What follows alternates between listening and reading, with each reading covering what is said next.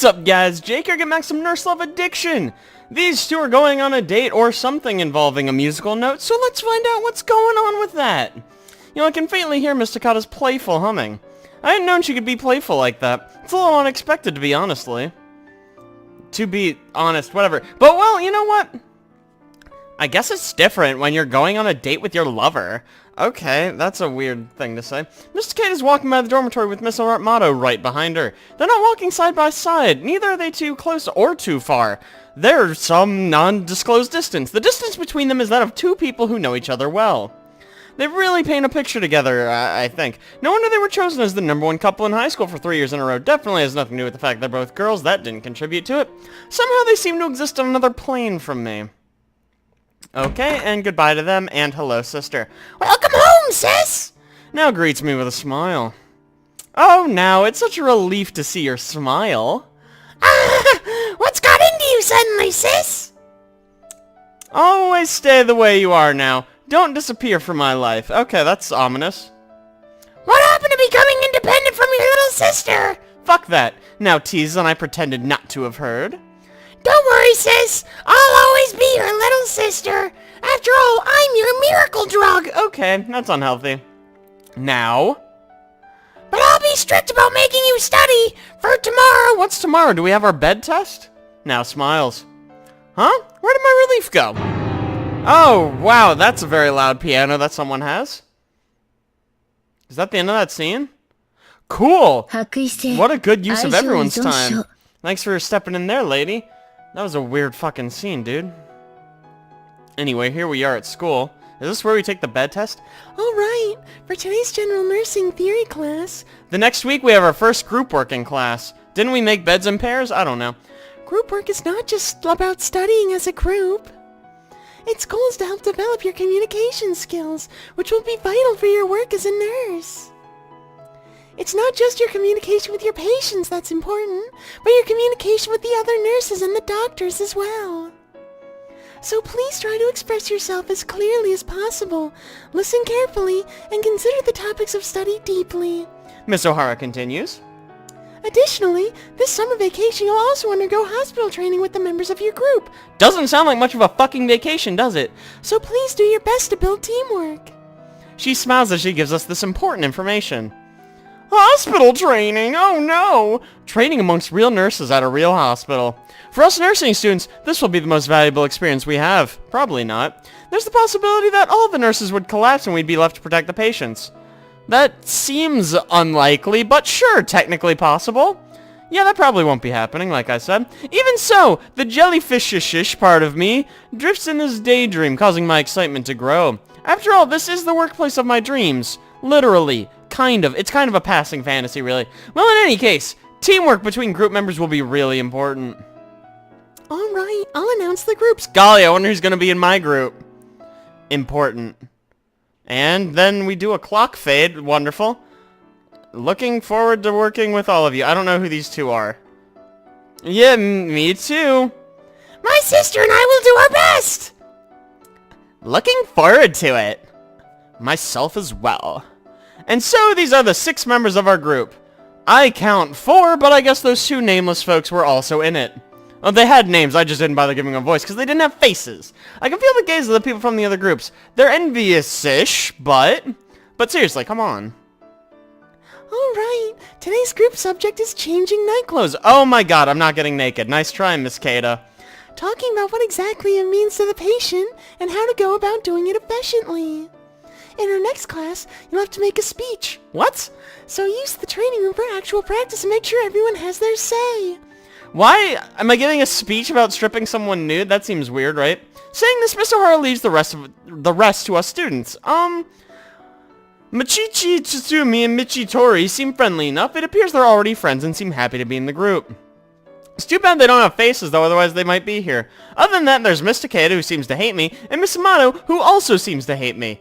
Handling both of them would probably be difficult even for now. So yes, as the elder sister, I'll take the initiative and lead. Bad call. I must! I shoot my hand up into the air. What? Why are we doing that? Well, we could start by introducing ourselves. Oh, I see. You were just trying to get attention. That isn't necessary. We should already be aware of each other's names. Yes, what you said. I received the counterpunch full on. Miss Amato is grinning. Fuck. Why don't we first try applying it to ourselves and talking about it from that perspective? What do you think, sis? What the fuck does that even mean? What, we introduce everyone else? Now offers tactfully. Good job, now. Applying it to ourselves? We can talk about what we like to wear when we sleep and what, if someone were to change us, we would be most concerned about. I have an idea. The whole process actually would be my main concern. Right? The part where someone takes off my clothes, and I'm just like, they're like, hey, yeah, now I'm naked, that's cool. That sounds like a good idea. In theory, for the first level up, it's always best to stay in the town you start in. What is she talking about? I have no idea. I don't really understand that example. Yeah, that makes two of us. You're talking about gaming again, aren't you? You were playing until so late last night. She does not strike me as a gamer, dude. I prefer RPGs to hunting games. What's a hunting? What, where you just shoot deer? Does anyone play those? I mean, someone probably does. Sorry if you're out there and you play those. I love deer. I have no idea what you're talking about. Yeah, me neither, dude. Whoops! Cool, it's back. I accidentally deleted it. Silence. You're right. I agree we should talk about our own preferences first. Me too, said the guys we don't care about. As if to confirm how well they get along, Miss Tatsumi and Miss Tori speak in unison. Oh, they're like the queepy twins from The Shining. Alright, that's settled. Within the group, I see the invisible now stocks rising. Cool. What the fuck are we talking about? I let out a small grunt. Ugh. Oh! What a coincidence! I was just thinking about saying the same thing. Looks like you got there first. Good save. It's my bad habit that I say things I shouldn't at times like this. She glares at me. Eek. What I wear when I sleep. Well, oh man, things are heating up. A look of contemplation crosses Miss Takei's face. If she says nothing, I swear to fucking God. Remembering Miss Amato's words, I panic slightly, even though I know she had just been joking, probably. Perhaps noticing me acting oddly, Miss Takeda asks me suspiciously. And what's the matter, Miss Osachi? Uh-huh. Both Now and I ask in unison. We're both Miss Osachi, after all. Miss Takeda realizes this. Right, you're sisters, so we'll have to differentiate the two of you. If only you had different first names that we could use. She looks thoughtful for a moment. Asuka. My heart lets out. Whoa, okay, that was the scariest fucking heartbeat I'd ever heard. It let out a small leap, though, just by hearing her say my first name. Man, we are really into her, apparently. It can't be helped. You can call me Sakuya as well. What? I'm fine with Itsuki as well. What about nicknames? That's basically what we just said, right? No nicknames. Miss Takeda narrows her eyebrows. Does she consider nicknames to be childish? Well, sis, you know you can call me anything you like, but I do prefer Now. Okay, you're making it weird. Perhaps sensing the tension or completely unaware of it, Now blurts this out suddenly. Well played, girl. So, what should I call Miss Takeda? Just Sakuya? No, fuck boy.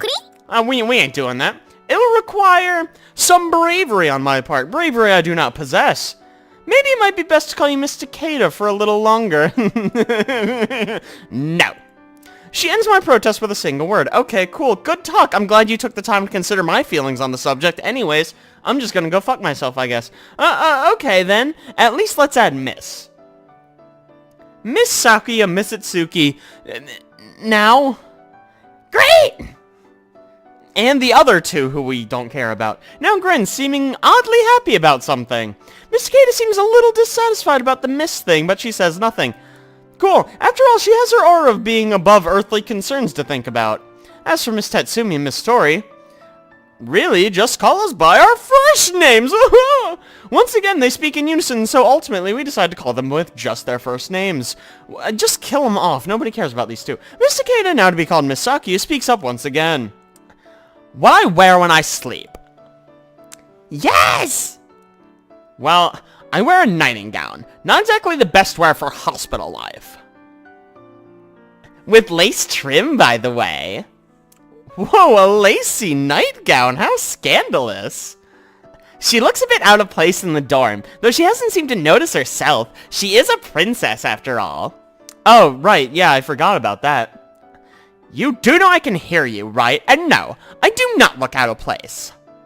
Really? Well, I just wear whatever. Sometimes I sleep naked. So you were talking about yourself. In response to Miss Itsuki's words, Maki and Michi let out squeals of delight. Well, they're giving her the response she wants.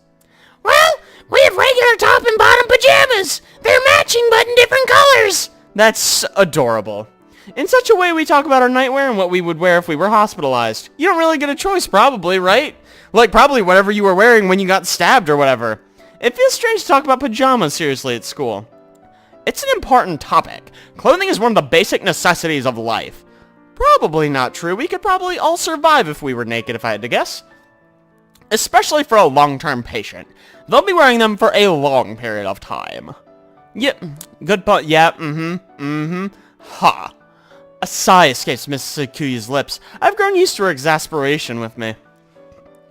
It talks about how to change nightwear in our textbook, but let's discuss it between us instead of relying on that. Anyways, get naked right now for practice. Miss Sakuya suddenly raised the bar for us with her statement. Right, it's best not to rely on walkthroughs right off the bat. Once again, Miss Itsuki seems to be making references to gaming. What are these video games you keep referencing? Alright, Asuka, you first. Let's get those clothes off you, girly. Why are you so surprised? Talk about what you consider to be the most important points concerning nightwear.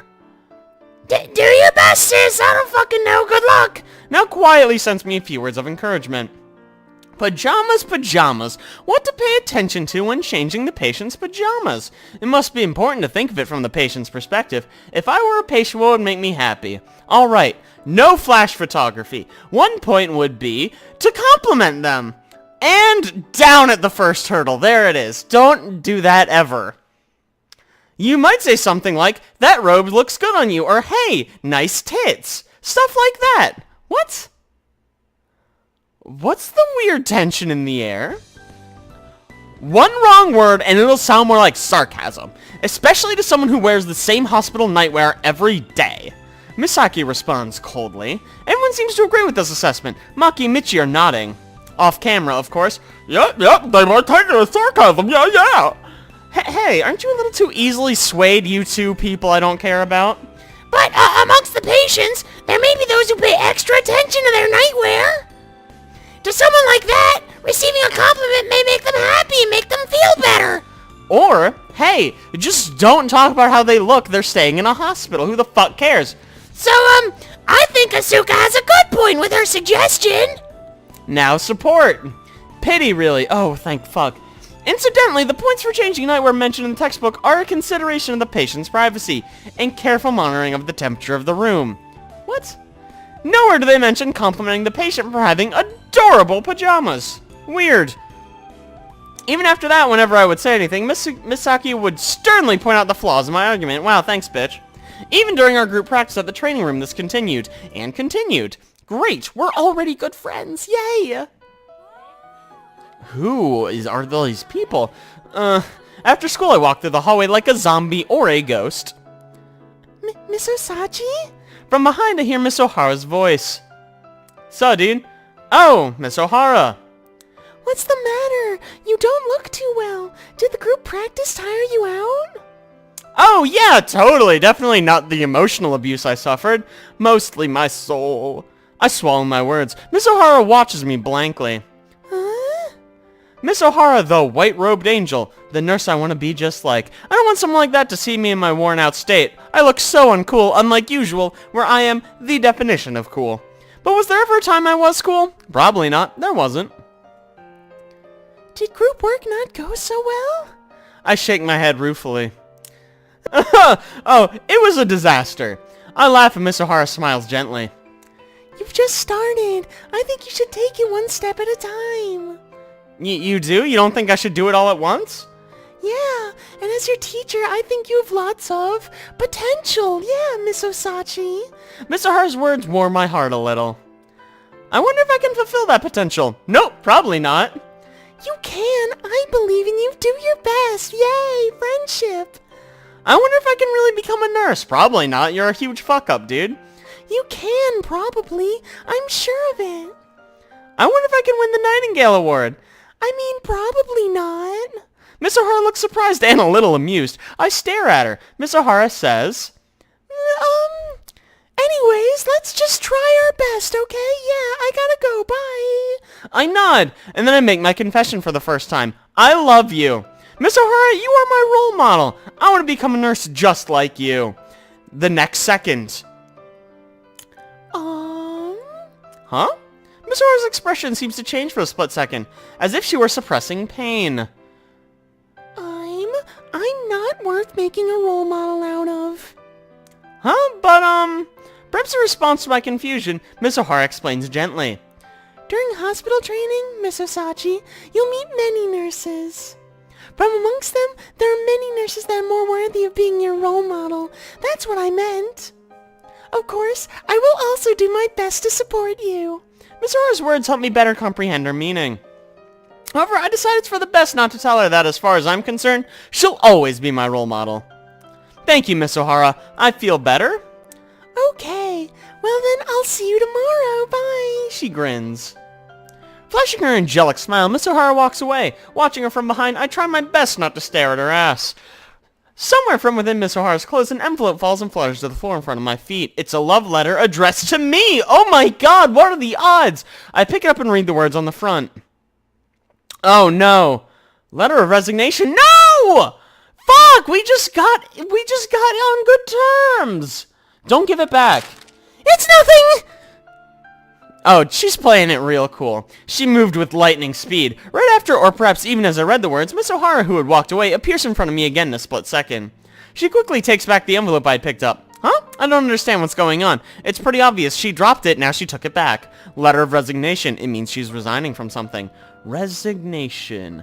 A declaration of her intent to quit her job. Her job as a nursing teacher. My nursing teacher.